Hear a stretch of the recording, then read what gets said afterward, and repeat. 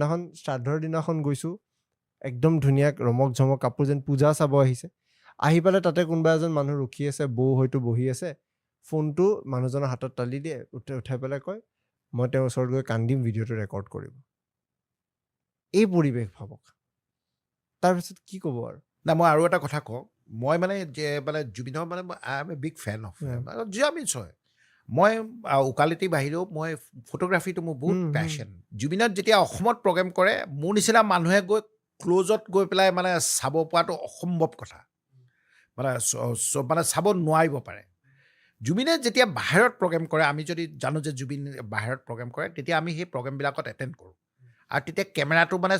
লুকাই পেলাই লৈ যাওঁ কাৰণ তেতিয়া মোকতো তাত কোনো জ্যেষ্ঠ অধিবক্তাই নে মই কি হয় নাজানো কোনোবাই সুধিলে হাম কেমেৰামেনেই বুলি কৈ দিওঁ আৰু গৈ পেলাই মানে জুবিনৰ মানে মোৰ প্ৰায় 8খনমান ফটোহে বাচিলে তাৰমানে মোৰ যিটো হাৰ্ড ড্ৰাইভত জুবিনৰ ফটো আছিল সেই হাৰ্ড ড্ৰাইভটো মানে এনেকুৱা বেড লাক যে হাতৰ পৰা পৰি পেলাই হৈ গ'ল এতিয়া মই যদি বাহিৰত যদি নি পেলাই ৰিট্ৰিভ কৰিব নোৱাৰোঁ তথাপিও মই 7-8 প্ৰায় 8-10খনমান ফটো থাকিলে যিবিলাক মানে Zubin was a photographers Deloitte